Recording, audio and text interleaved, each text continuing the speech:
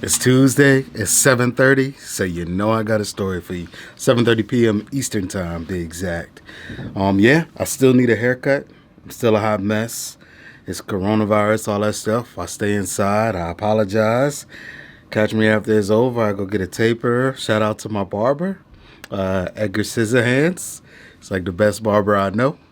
But I haven't had a chance to get to him. You know what I mean? So I try to touch myself up a little bit, but it's not working out. So I just let it grow. I figure my daughter's growing her hair out. So I don't know. You know what? I'm just using that as an excuse. By the way, she'll be a year old, March 8th. I'm so excited. All right. Today's story is a little different. You got to bear with me. I'm going to just put it this way. It is not the best story. It's a good story, but it's not a good story for me. It is an example of ignorance at its best. You know what I mean? And so I'm going to share it with you guys.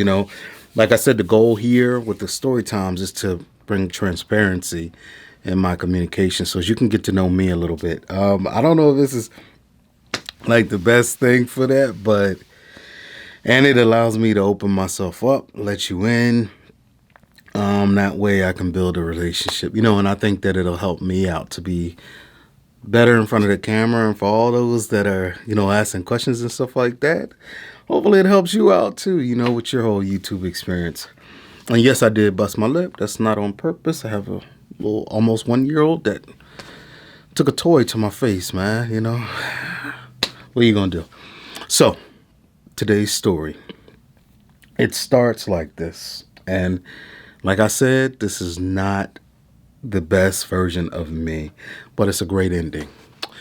So, I got married, and we were talking about where we were gonna go for our what do you call it?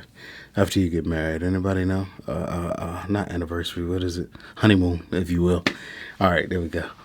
And what I was thinking about, all these places came to mind. Your islands, going somewhere. But for those that don't know, even though I'm from Philly, but most of my life was spent in Hawaii. So Hawaii, I consider Hawaii, the place where I'm from. Why? Because I know more people. I have more friends because of my age and all that stuff, and I just know my way around there. You know what I mean? And I just feel comfortable. You know what I mean? Philly is just crazy, crazy. But anywho, so with that said, we were trying to think of where to go. We were like Sweden, all these cool places. Looked up, honeymoon destinations online, and they kept saying all these places. But something I had to look at it. I never had done it. But I used to hear people say visit Africa, and then folks would say South Africa. So I started looking Africa up online. And I would see all these different places in Africa, but it always showed like people living in like huts, a lot of dirt, a lot of people with no money, like very poor, extremely poor, below the poverty line. So a lot of poverty, and I still wanted to go. I just I figured I'd never touch down there, and so many stories and stuff coming up. I just wanted to go see for myself. And what really, really attracted me there is my brother has showed me a picture of something called the Renaissance statue, and it's in Senegal. And I was like, man, I want to go see that thing one day. And then I did my DNA. I don't know if you guys seen this another video. Check it out.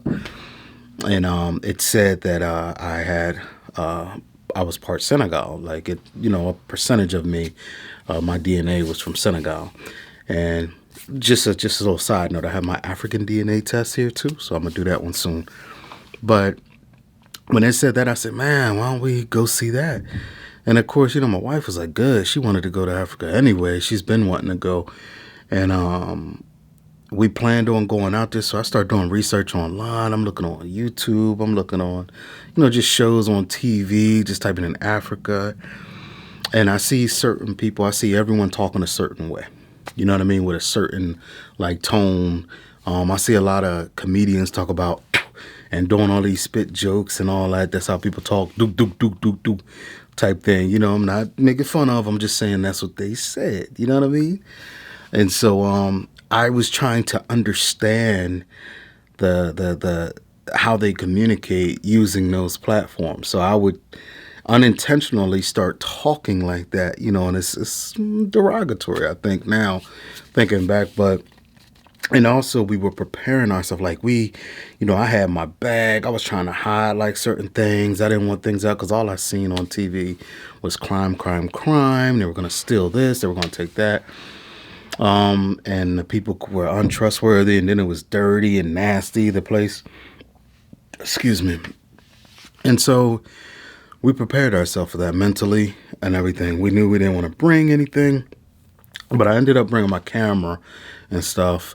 And so we get out there, and I practice all this talking and all this stuff. We get there, get off the plane. It was a weird ride, just like they said online, and the plane was like real smelly. They actually went through and sprayed air freshener in the flight. It shocked me. I was like, what the hell? But it was like, it didn't stink, but it smelled like fish and all this stuff. And I was like, what the hell? I remember going in a restroom in the flight, and you could see footprint on the top seat. I figured out why later. But all this stuff was disturbing the hell out of us. Like, we were like, what the did we decide? We were actually like thinking like, shoot, we should go for a day, and then we flying out of there and going to Germany, right? So we get there, and if you see my other video about the Pullman Hotel, we catch a ride. It's nighttime when we get there. We catch a ride to the Pullman Hotel. It looks like, the ride there was scary. There's a bunch of people outside. And it was different than I expected when I got there. The people outside were talking to me. I could understand them. They sound like they were from America. And so I'm thinking, okay, they're trying to scam me. That's what people said online. I get to the hotel. I'm expecting to be scammed. Like people going to be trying to convert the money a different way than what the conversion actually is and all this craziness. Didn't have it. Didn't have it at all. Ended up going to our room. We couldn't wait till the morning time. We're like, man, we're not going to stay here. Because it was so quiet at night. Like, it was a crazy, I live outside of D.C. I hear fire hydrant, fire trucks and sirens and like that all the time. Of course, planes and stuff. Andrews Air Force Base. These nuts with the helicopters. I don't know what's going on. I guess the cost of fuel went down or something. But we wake up in the morning and we go outside. And I remember the feeling I had. I looked and I was like, what the? It was beautiful. I mean, the beach. It was a beach right outside. The ocean was just beautiful. I look down and I see people jogging a whole lot. Like they used the whole back road to do exercise, jogging and running. We go out there, we're thinking that, we need to hold on to our stuff. We looked online. They said people said don't leave it in your room.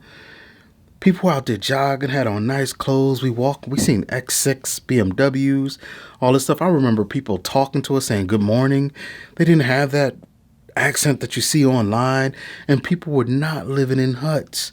I even remember we took a tour. In that tour, we hired this woman that was out there, and she took us to the Renaissance statue, which was magnificent, by the way. If you ever get a chance to go to Senegal, go. And the people we met were friendly. We didn't run into any issues. We walked around. It got to the point where me and my wife, we actually took a walk by ourselves. We walked miles. We walked from the Pullman Hotel, if you look that up online in Senegal, to the mall. We walked it all the way to the mall ourselves.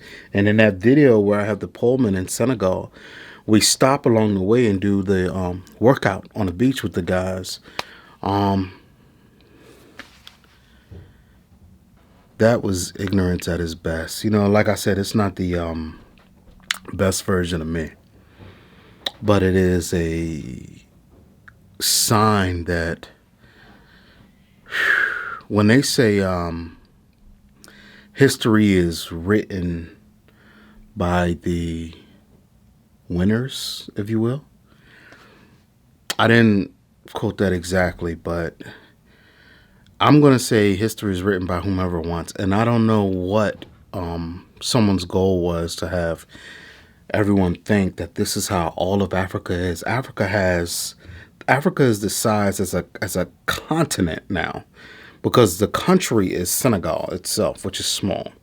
So you can't say Africa. You got to say the country, which is Senegal. But it is a beautiful place, a magnificent place. It is one of the places that I've been educated completely wrong in. My message here, and I'm sure you're reading it, and like I said, it's not the best version of me, but it's an honest version. And the message is to see for yourself, judge for yourself. Everything that we were taught is not always right, but it is what somebody wanted you to think and believe. I know as I get older, people say, shut off the news. The news ain't nothing. There's nothing. It just gets you to think one way and think this way. Nobody's really rough and fair. But the only way you'll enjoy life is to see life and to live life. And you're not living if you're in this bubble, you dig? Be smarter than me, be better than me, be educated. You dig what I'm saying? Get out there and see the world for yourself. Support the journey. I'm Rufus Patterson, but you might know me as Bear. I appreciate your support. Please buy merch. thesummerisnow.com. I appreciate you. You dig?